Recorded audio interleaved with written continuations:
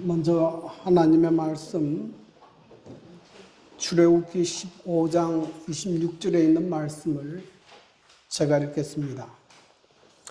이르시되 너희가 너희 하나님 나 여호와의 말을 들어 순종하고 내가 보기에 의를 행하며 내 계명의 귀를 기울이며 내 모든 규례를 지키면 내가 애굽 사람에게 내린 모든 질병 중 하나도 너희에게 내리지 아니하리니 나는 너희를 치료하는 여호와입니다. 존경하는 성도 여러분, 주님 안에 가운데 평안하셨습니까? 오늘 복되고 거룩한 안식일에 성도 여러분들 뵙게 돼서 대단히 반갑습니다. 특별히 우리 김준현 집사님 또 오랜만에 다시 교회를 찾아오시고 또 귀한 찬양으로 또 하나님께 영광을 돌리게 된 것을 인해서 감사드립니다. 하나님께서 우리 김준현 집사님 앞길에 은총을 베푸셔서 하는 모든 일이 형통하기를 기원합니다. 우리 금미연 성도님 또 몇 주 빠지다가 오셨는데 오셔서 반갑습니다.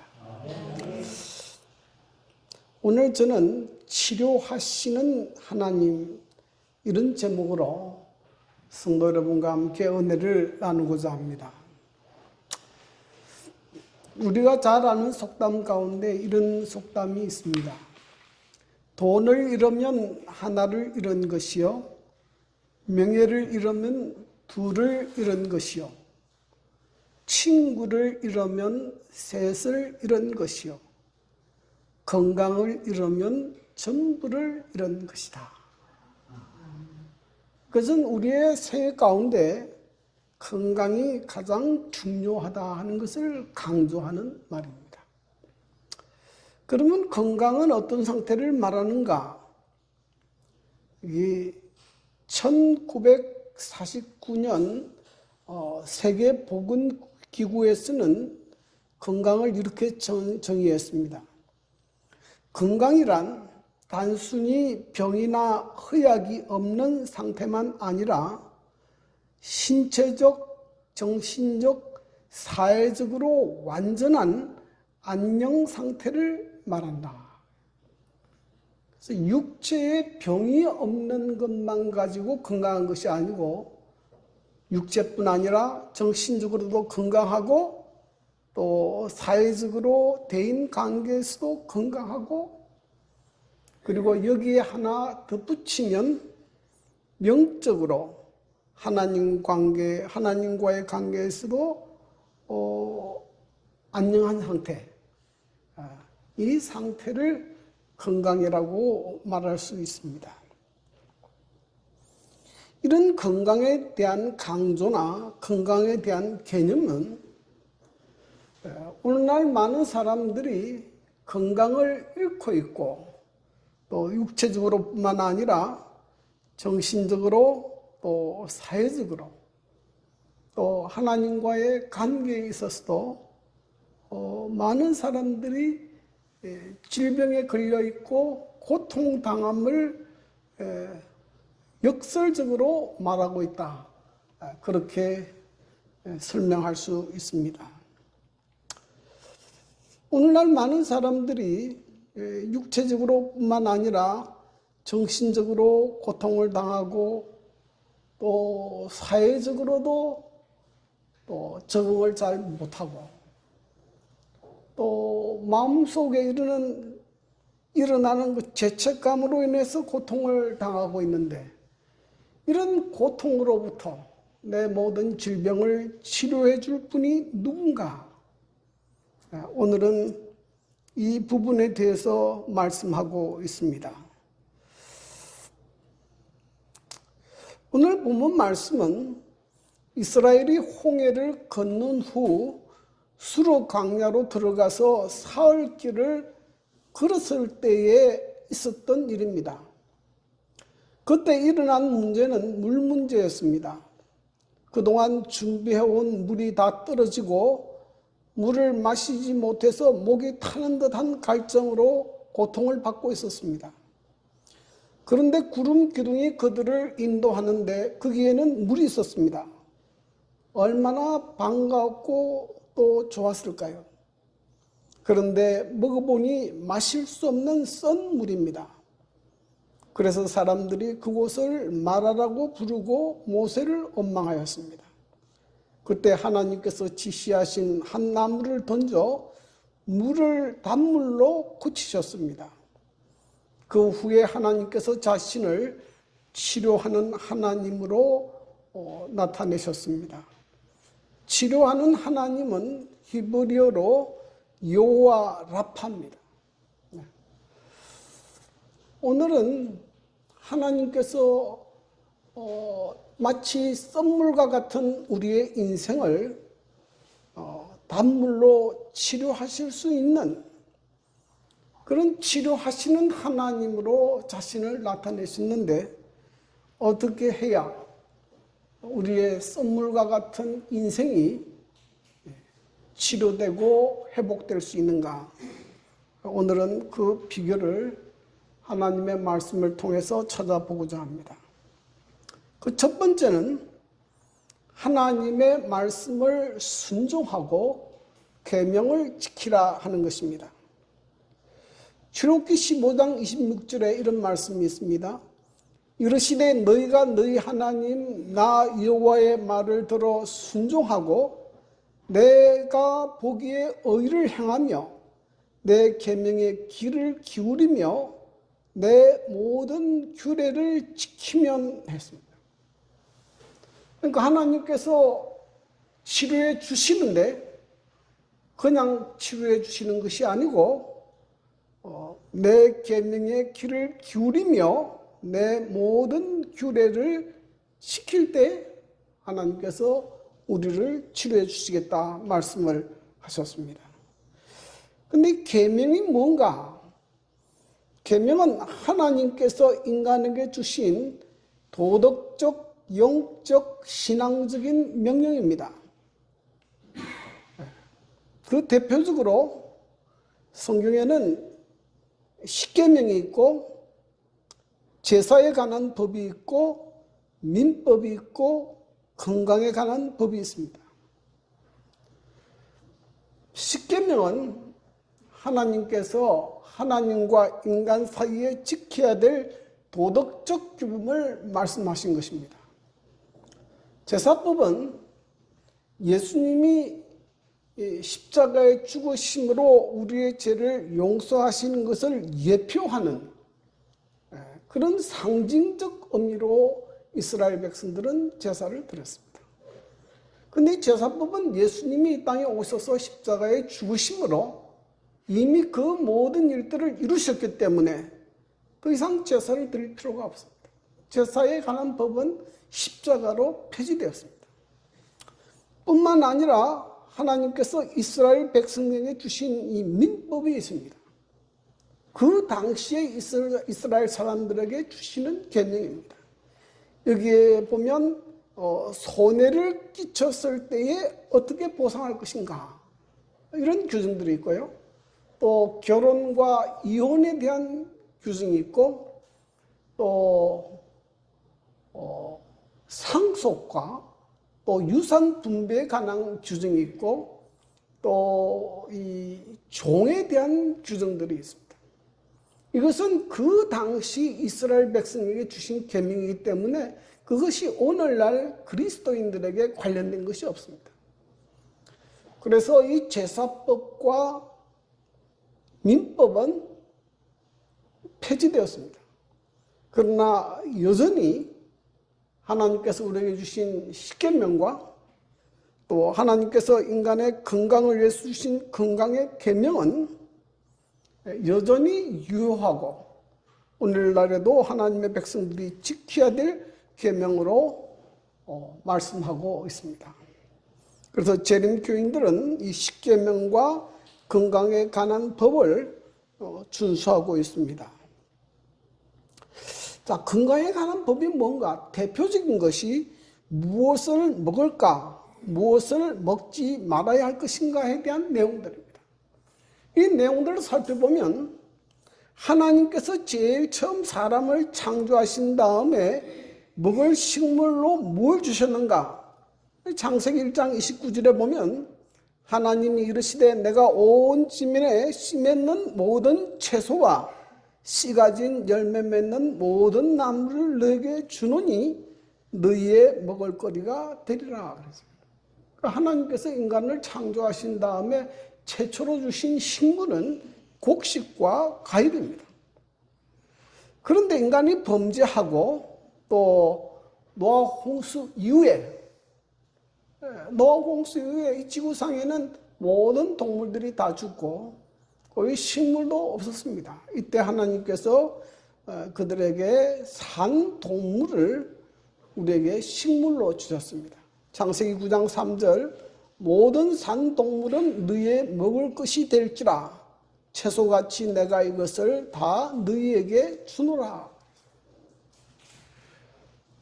그리고 이스라엘 백성을 애굽에서 구원하시고 이제 홍해를 건너서 광야에 나온 다음에 하나님께서 더 구체적으로 먹어야 할 것과 먹지 말아야 할 생물에 대한 것을 레위기 11장에 말씀해 주고 있습니다. 레위기 11장 2절 이스라엘 자손에게 말하여 이르라 육지의 모든 짐승 중 너희가 먹을 만한 생물은 이러하니 그랬습니다. 그 내용을 이렇게 간단하게 요약해서 이렇게 보면 짐승 중에 먹을 수 있는 것은 어떤 것입니까? 굽이 갈라지고 되새김질하는 것은 먹을 수 있다 그래서요. 소나 양이나 염소는 먹을 수 있습니다. 그러나 돼지나 낙타는 굽은 쪽발이지만 뭘 하지 않습니까? 되새김질하지 않아요. 먹을 수 없다 그래요. 물고기는 지느러미와 비늘이 있는 것은 먹을 수 있지만은 또 비늘이 없는 거, 갑각류 같은 것은 먹을 수 없다. 여기 보니까 장어나 오징어나 이 갑각류, 개나 새우 이런 것들은 먹을 수 없다. 그래서 곤충 중에는 날개가 있고 뛰는 다리가 있는 것은 먹을 수 있습니다. 메뚜기나 뭐 그런 종류. 그러나 파리나 바퀴벌레 이런 건 먹을 수 없어요. 새 중에는 정한 새, 비둘기나 닭이나 이런 것들은 먹을 수 있도록 하셨지만은 이 맹금류, 독수리나 부엉이나 이런 그 사나운 새들은 먹지 못하게 하셨습니다.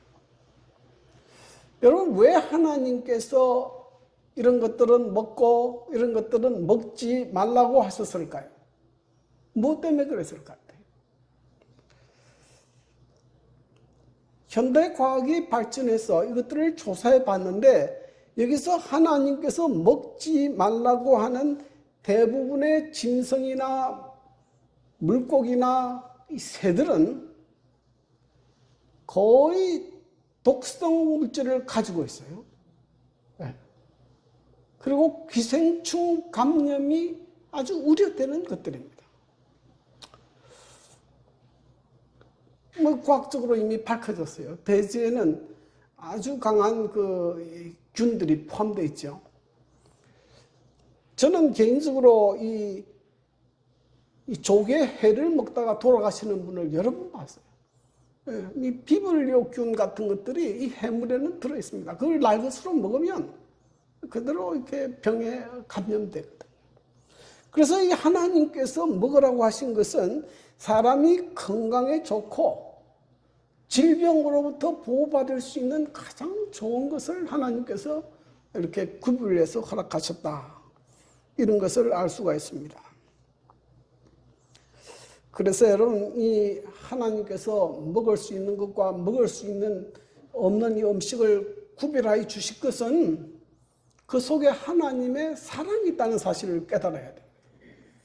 제가 손자가 있는데 제 손자가 밥은 싫어하고 과자하고 과일만 좋아합니다. 하루는 이 동영상을 촬영해서 보냈는데 애가 막 울어요. 뭐 때문에 우는가 물어보니까 밥 먹기 싫다고 운답니다. 그러니까 우리 며느리가 따라다니면서 그냥 달래가면서 밥을 먹어요. 아니 자기 좋다는 거 그냥 주지 왜 그걸 굳이 못 먹게 하고 밥을 줍니까? 건강에 해로우니까 그런 거예요. 건강에 해로우니까. 특별히 성경에서 우리에게 그렇게 명령하는 것은 이거 외에 또 하나 더 있습니다. 신명기 10장 13절 내가 오늘날 내 행복을 위하여 내게 명하는 여호와의 명령과 규례를 지킬 것이 아니냐. 하나님께서 이 모든 율법과 계명을 주신 이유는 무엇 때문에 그랬다고요? 우리의 행복을 위해서 그렇게 했다. 그리고 또 하나 여기 성경에 보면 레기 11장 45절 나는 너희의 하나님이 되려고 너희를 애굽 땅에서 인도하여 낸 여호와라. 내가 거룩하니 뭐할지다? 너희도 거룩할지어다. 하나님께서는 하나님의 백성들이 이방 백성들의 사는 사람하고 같이 살도록 하지 않았어요. 구별되게. 그래서 먹는 음식도 구별되고. 여기 보니까 이스라엘 백성에게 주신 건강법에 보면 이 먹을 것과 먹지 말아야 할 것뿐만 아니라 여러 가지 관련 건강법을 주셨어요. 특별히 그들에게는 격리와 전결법이 있었습니다. 그들이 어떤 병에 걸렸다, 전염병에 걸렸다, 그들을 반드시 격리하도록 했어요. 네. 문둥병이나 어떤 전염병에 걸리면 격리하도록 했습니다. 그리고 그들이 나았다고 인정이 되면 제사장이 판단하고 들어올 때는 반드시 씻고 목욕하고 검사받고 난 다음에 회중에게로 들어오도록 했습니다. 그리고 시체는 만지지 못하게 했어요. 시체하고 만진 사람은 부정하다고 해서 7일 동안 짐 밖에 있어야 돼요. 이 사람도 들어올 때는 몸을 씻고 옷도 씻고 들어올 수 있게 됐어요. 참 놀랍지 않습니까? 여러분, 현대의학이 이 물로 씻어야만 이 건강에 유익하다는 것을 언제 깨달았는가 하면 1847년에야 깨달았어요. 그전에는 의사들이 수술할 때 손을 안 씻었어요. 이 사람 수술하고 또 장갑 끼고 저 사람 수술하고. 그래서 수술하다가 많은 사람이 감염이 돼서 죽었는데 오스트리아에 있는 한 의사가 손을 씻도록 하고 해보니까 훨씬 더 사망률이 떨어져요. 그래서 씻도록 했습니다. 근데 성경은 언제부터 그렇게 했습니까? 3500년 전에 하나님께서 이런 위생과 정결에 관한 법을 주셨어요. 그리고 이 화장실 같은 것은 반드시 짐 밖에 만들도록 했고 변을 봤을 때는 삽으로 흙을 덮어서 묻도록 했습니다. 그러니까 이런 위생과 건강에 관한 개념들이 그 당시에 있는 주변 백성들과는 완전히 달랐어요. 완전히 달랐어요. 여기 하나님께서 뭐라고 말씀하십니까? 내가 거룩하니 뭐할지다? 너희도 거룩할지니라. 여러분, 이것은 이스라엘에 한 번만 가보면 당장 눈에 띕니다. 여러분, 이 성지 순례를 가다가 이 아랍권 국가들을 지나다가 이스라엘을 딱 진입함과 동시에 뭐를 느끼는가 하면은 질서가 정연하다. 딱 느낌이 와요. 농장을 지어도요 아주 반듯합니다. 질서가 정연해요. 단 하나, 쓰레기 하나 없어요. 깨끗합니다. 여러분, 이스라엘 백성의 이런 건강에 대한 그 탁월성이 언제 드러났는가 하면, 이 1347년과 1351년에 있었던 이 유럽에 있었던 흑사병 때입니다. 이때 얼마나 많은 사람이 죽었는가 하면, 유럽 인구의 25 내지 50%가 사망했다고 그래요. 한 2천만에서 5천만 명 정도가 사망했다고 보고하고 있습니다. 그런데 유대인 공동체에서는 한 명의 흑사병 환자도 없었다. 놀랍지 않습니까?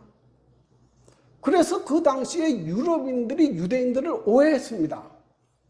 유대인들이 우물에다 독을 퍼뜨려서 사람들을 죽인다. 그렇게 소문을 냈어요. 그래서 유대인들이 많이 핍박을 받았습니다. 사실 이 유럽의 흑사병은 지에 있는 벼룩이 사람에게 감염을 일으켜서 병을 일으킨 겁니다. 패스트균이죠. 그래서 그렇게 많은 사람들이 죽게 되는데 그 대부분의 원인은 비위생적인 생활 습관, 환경 이런 것 때문이었습니다. 그런데 유대인들은 한 분도 그런 사람이 없었어요. 자, 근데 이 건강에 관한 원리를 유대인들은 배타지기 때문에 절대로 다른 사람에게 전하지 않아요. 그런데 오늘날 이런 건강 원리는 누구에 의해서 전해지고 있는가? 누구에 의해서 전해지고 있습니까? 네. 재림교회가 그 일을 하고 있습니다. 재림교회가 1863년 5월 21일에 조직이 되었는데 그 당시 재림교인들의 숫자는 3,500명 정도밖에 안 됐어요. 아주 적은 숫자입니다. 지금은 얼마 정도의 재림교인들이 있습니까? 지금은 2,270만 명의 재림교인이 살아요. 전 세계 190국가에 재림교인들이 있습니다. 근데 그 당시 아주 적은 교인이 있을 당시에 1863년 6월 6일 이 재림교회가 조직되고 불과 16일 지난 다음에 엘렌 G. 화이트이 건강에 관한 계시를 받게 됩니다. 그리고 건강개혁에 관한 기별을 전파하기 시작했습니다. 그 당시 엘렌 G. 화이트이 전한 건강기별을 요약하면 첫째는 채식 위주의 단순한 식사, 규칙적인 운동, 충분한 수면, 스트레스 해소, 깨끗한 공기, 물, 햇빛, 술, 담배 금지 등으로 오늘날에 뭐로 알려진 것입니까? 뉴스타트 원리로 알려진 것들이에요. 그런데 이것은 그 당시에 미국 사람들에게는 가히 충격적인 이야기였습니다.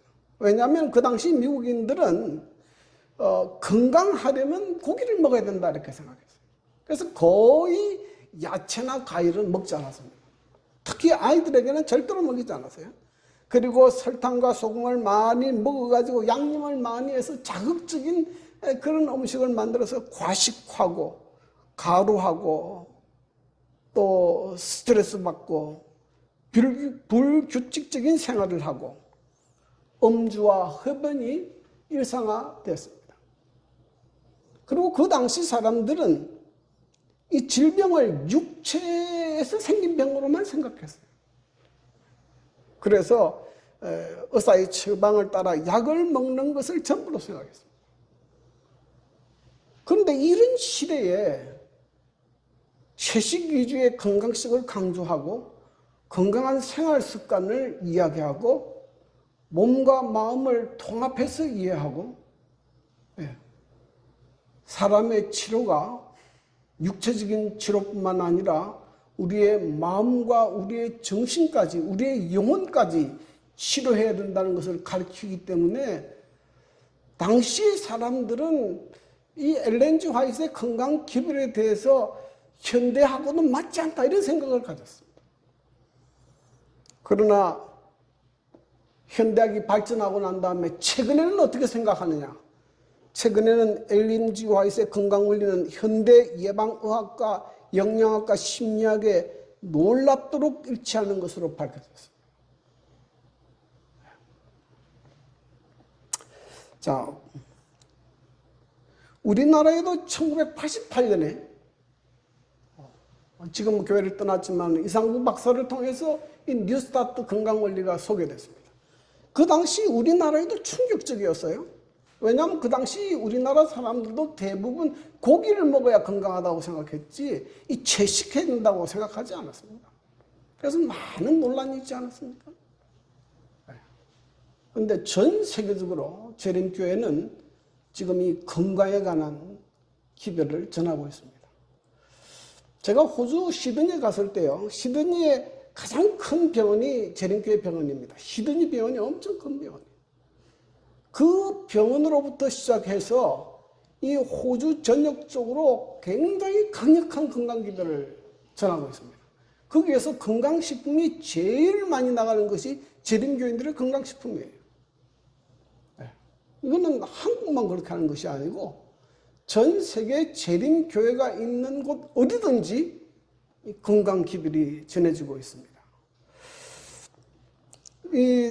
지금 현재 전 세계의 건강기별을 주도하고 있는 것은 지금은 로마린다 대학에서 선교와 복음 중심으로 전 세계의 건강기별을 전하는데 중심지가 되고 있습니다.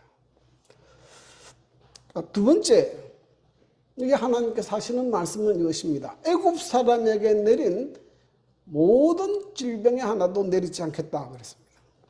출애굽기 15장 26절 내 계명의 귀를 기울이며 내 모든 규례를 지키면 내가 애굽 사람에게 내린 모든 질병 중 하나도 너에게 내리지 아니하리니.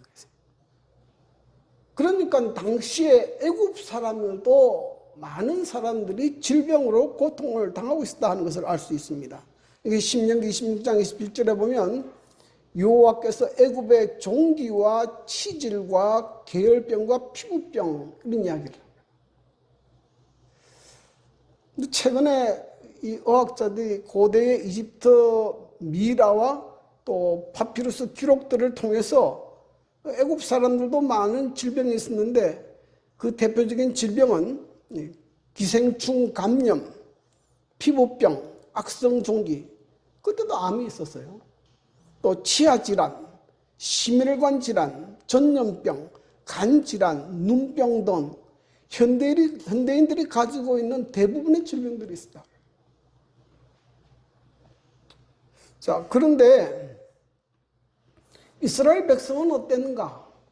이스라엘 백성이 광야, 굉장히 좋지 않은 척박한 환경에 있었는데 그들은 어땠는가? 신명기 8장 4절에 보면 이 40년 동안에 내 의복이 헤어지지 아니하였고 내 발이 부르트지 아니하였느니라.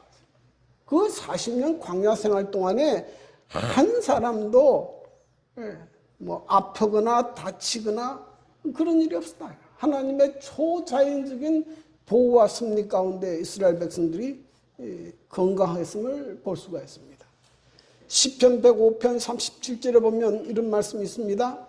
그들을 인도하여 내시니 그들 중에 비틀거리는 자가 뭐 없다? 하나도 없었다. 노인도 아이도 다 건강했다 이 말이죠. 자, 그러면 오늘날 건강 기별에 순종하는 재임 교인들의 건강 상태는 어떤가? 2005년 11월 내셔널 지오그래픽 세계적인 잡지입니다. 이 잡지에서 장수의 비결을 연구해서 발표했어요. 그 댄 뷰트너라는 사람이 그 일을 이제 주도했는데요. 이 사람들이 이제 장수 지역을 찾아서 연구하다 보니까 그것이 5지역이 나오는데 그 5지역이 어딘가 하면 일본의 오키나와 이탈리아의 사르데스 섬, 또 코스타리카의 니코야 반도, 또 미국의 로마린다에 사는 재림교인들, 이들이 가장 장수하더라는 것이에요. 대부분 100세 이상 넘은 사람들이 많고 또 건강하게 사는 사람들이 많더라. 그게 이제 이 당시 그 발견한 이 잡지의 표지입니다. 장수의 비결에서 발표했어요. 근데 그 사람들이 그 댄 뷰트너라는 분이 이걸 조사하면서 궁금한 것이 있었습니다. 왜냐하면 뭐 오키나와나 뭐 이탈리아의 사르데스미나 이런 것들은 섬이고 환경적으로 굉장히 좋아요. 근데 로마린다는 가보면 환경이 좋지 않습니다. 약간 사막 비슷해가지고 굉장히 여름에는 더워요. 주변에 뭐 높은 산이나 좋은 것도 없어요. 그런데 이 사람들은 건강하게 오래 산다는 거예요. 그래서 이것들을 연구해 보니까 뭐가 나오는가 하면 이 사람들의 건강한 생활은 어디에서 나오더라? 성경에서 기록한 건강한 생활 법칙에서 나오더라 하는 것을 깨닫게 됐습니다. 그리고 이 댄 뷰트나라는 분이 2025년 올해에 20년 동안 장수지역을 연구해서 발표했습니다. 그 발표한 원리가 이렇게 나왔는데요. 장수의 비결은 유전이 아닌 일상생활 속의 선택입니다. 운동, 식물 기반 식단, 절제된 음주, 사회적 유대, 휴식, 그리고 삶의 목적이 합쳐질 때 수명을 단순히 늘리는 것 이상으로 건강하고 의미 있는 삶을 살아갈 수 있다고 합니다. 거의 뭡니까? 우리하고 100% 같지 않지만 거의 우리 교회에서 가르치는 뉴스타트예요. 뉴스타트. 그래서 여러분, 재림교인들이 하고 있는 이 뉴스타트 건강 원리를 잘 실천하게 되기를 바랍니다. 네. 특별히 하이브는 이 사명을 이렇게 얘기했습니다. 의료 선교 사업이 셋째 천사의 기별을 전파하는 사업과 가지는 관계는 손과 팔이 몸에 대해 가지는 관계와 같은 것이라는 교훈을 나는 여러 번 받았다. 그래서 건강 기별을 셋째 천사의 기별을 전하는 뭐라고 이야기합니까? 오른팔이다. 그렇게. 왜 그런가 하면 여러분 오늘날 이 세상에 재림교회가 전하는 기별에 대해서 사람들이 어떤 생각을 가지고 있습니까? 아이 저건 뭐 이단이 아닌가, 좀 이상한 것 아닌가 이렇게 선입관념을 가지고 이렇게 거부합니다. 그런데 뭐는 다 좋아합니까? 뭐는 다 좋아해요? 건강 기별은 다 좋아해요. 네. 여러분 이 아픈 사람들이 이 건강 기별의 원리를 깨닫고 하나님께서 주시는 말씀대로 건강식을 하고 운동을 하고 이렇게 쫙 했을 때 건강이 회복되는 것을 느낄 때 뭘 깨닫게 됩니까?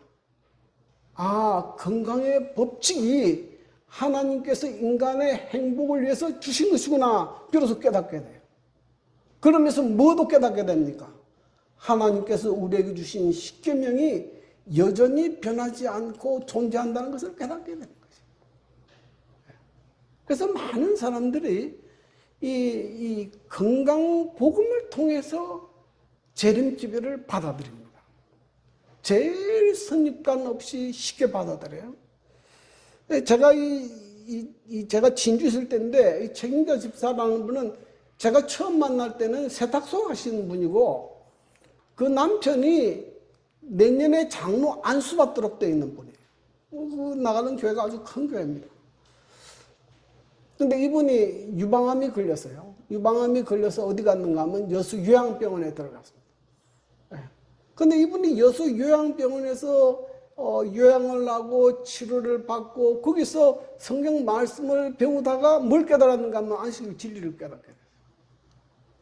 그래가지고 이분은 이제 제가 침례를 줬는데요. 이분은 그 남편, 그 세 딸, 두 딸을 전부 교회로 인도하고 침례를 다 받았어요. 지금도 아주 신실하게 나옵니다. 진주중앙교회 책임자 집사. 아주 대단해요. 그 간증 잘합니다. 이 정순일 집사는요, 중학교 음악 선생인데요. 이분은 구원파 교회에 다녔어요. 박옥수 구원파. 네. 이분은 아주 독특한데, 이분의 부인은 원래는 안식일 교인이었어요. 근데 구원파에서 하도 전도를 하고 십자가의 은혜로 구원 얻었다 그러니까 혹 해가지고 그냥 가버렸어요. 갔는데 이제 문제는 이분이 키는 나만한데 몸무게가 100kg 나갔어요. 네. 성악을 하니까. 그래가지고 나중에 병이 걸려가지고 C형 간염이 걸렸는데 병원에서 못 고친다 그랬어요. 죽을 날만 기다리고 있었어요. 그런데 이 구원파에서 교회에서 찾아와가지고 자꾸 네 죄를 해결하라 그래요. 병 걸린 거는 죄가 있어서 그러니 죄를 해결하라. 하나님이 너를 치시고 있다. 해결하라 그래요. 이 사람이 스트레스를 엄청 받는 거야. 언제는 구원 얻었다 그러더니 또 지금 오니까는 죄 때문에 하나님이 너를 친다 그러고, 이분이 뭐 머리는 좋은 분들 아니에요, 이분들이. 그래서 너무 이제 이분들이 이제 고통을 당하고 있는데, 그때 처음으로 뉴스타트 기별을 딱 들었어요. KBS를 통해서 딱 들었어요. 이분이 그걸 듣고 너무 충격을 받아버렸어요. 건강 원리가 그냥 기도하고 믿음으로 하는 게 아니고 하나님께서 이렇게 건강하게 살 수 있는 원리를 주셨구나 하는 걸 깨닫게 되었습니다. 그래서 서명교회 와서 이 어떤 집사님한테 테이프를 빌려가가지고 계속 듣고 실천을 해버렸어요. 근데 이분이 몸무게를 나중에 얼마나 뺐는가 하면 48kg가 되어왔어요. 100kg 되는 사람이 40kg. 그리고 몸이 완벽하게 치료가 되어버렸어요. 그때 제가 부산 수행교회 때 만났거든요. 그래가지고 다시 또 저한테 침례를 받았어. 그 부부가 다. 아이고, 그러니까 뭐, 안식교회 있다가 구원파 갔다가 다시 또 왔어. 이거는 또. 네. 그래, 여러분이 건강기별에 대한 확신이 없으면요, 재림교인도 기가 얇아서 잘 이렇게 확가닥 넘어가요. 근데 건강기별을 깨닫고 복음을 받아들이는 사람은 절대로 안 넘어가요. 왜 그런가 하면, 이 건강기별 자체가 하나님께서 주신 건강법이니까. 그렇지 않아요? 그래서 여러분, 우리 교회도 영혼을 좀 많이 구원하려면 이 뉴스타트 운동이 교회 안에서 많이 일어나야 돼요. 그래서 건강에 관련된 강좌, 기별 이런 것들이 많이 전해져야 됩니다. 복음 전하는 데 있어서 그것보다 더 효율적인 것이 없어요. 다른 전도는 해보세요. 별로 사람들이 관심이 없어요. 자, 그래서 여러분, 이제 현대의학이, 요즘에는 뭐 장로교 목사님도 뉴스타트 그러더라고요. 설교 중에 뉴스타트를 합시다. 그렇게 해요. 이 뉴스타트 건강원리가 좋은 건 다 알아요, 이제는. 그래서 건강식 하고, 운동하고, 많이 하죠. 왜냐하면 이것은 하나님께서 재림 교인들을 위해서만 주는 것이 아니고 하나님께서 지구상에 있는 모든 사람을 위해서 주신 계명이기 때문에 이것은 우리가 모든 사람에게 알려야 되고 모든 사람들이 실천하도록 해야 합니다. 자, 세 번째로 하나님께서 자기를 뭐라고 말씀하셨는가 하면 치료하시는 하나님으로 나타내셨습니다. 자, 시편 103편 3절 그가 내 모든 죄악을 사하시며 내 모든 병을 고치시며. 여기 우리가 하나님께서 병을 치료할 때에 어떻게 병을 치료하는가 하는 걸 우리가 잘 알아야 됩니다. 여기 보니까 하나님께서 먼저 뭐 하셨습니까? 병을 고치기 전에 무슨 일을 먼저 하셨어요?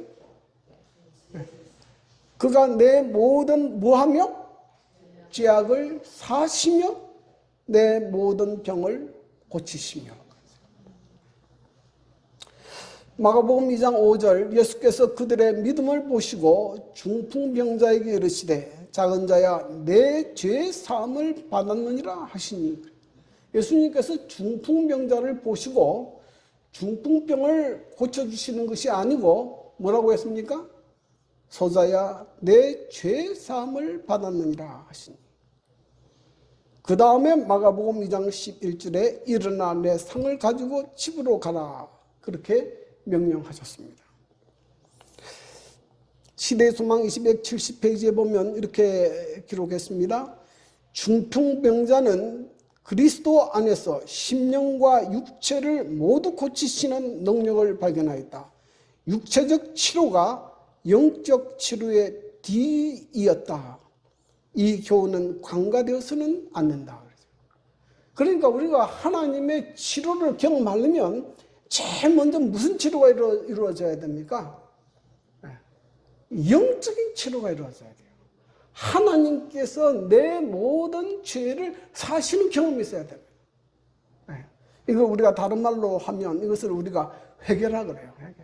정말 내가 하나님 앞에 잘못 살았고 하나님 앞에 범죄했구나. 그래서 이 죄를 회개하는 것이 필요합니다. 그 다음에 두 번째는 하나님의 계명에 대한 순종이 필요하다.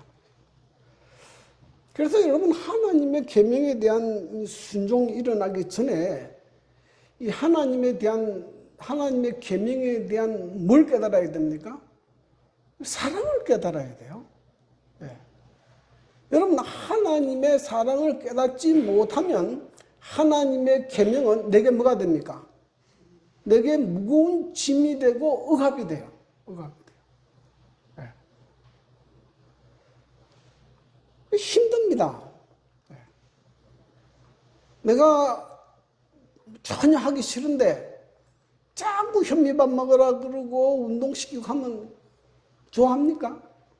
안 좋아해요.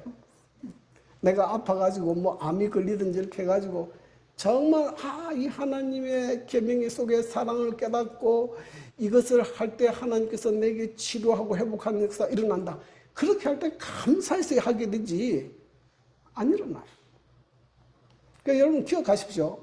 하나님께서 우리에게 주시는 계명은 하나님께서 우리를 사랑하셔서 주신 것이고 우리의 행복을 위해서 주신 것을 먼저 깨달아야 돼요. 그래서 요한복음 14장 15절에 너희가 나를 사랑하면 뭐하리라? 나의 계명을 지키리라. 사랑하지 않고 계명을 지키려고 하면 뭐가 됩니까? 율법주의에 빠지게 돼요. 그때부터 뭐 무거운 짐이 되고 힘들고 그래요. 신앙생활이 왜 힘듭니까? 왜 힘들어요? 나 하나님의 사랑을 깨닫지 못했으니까 그렇죠. 그러므로 여러분 하나님의 사랑을 깨닫게 될 때 비로소 뭐 하게 됩니까? 순종이 나오는 것이 자발적으로 하나님의 말씀에 순종하게 되고 그 순종하는 것이 내 삶의 기쁨이 되고 행복이 되고 그렇게 될 때 내 삶의 치료와 회복의 역사가 일어나게 됩니다. 오늘날 이 세상은 너무나 많은 사람들이 수많은 질병과 고통으로 고통당하고 있습니다. 하나님께서는 우리를 치료하시기를 원하십니다. 치료해 주고 싶어 하십니다. 여러분, 이 하나님 앞에 나와서 치료함을 받고 건강을 회복하고 육신의 질병뿐만 아니라 우리의 영적인 질병, 하나님과의 우리의 관계도 회복해서 영적으로 건강한 그리스도인으로 살아가게 되기를 간절히 바랍니다.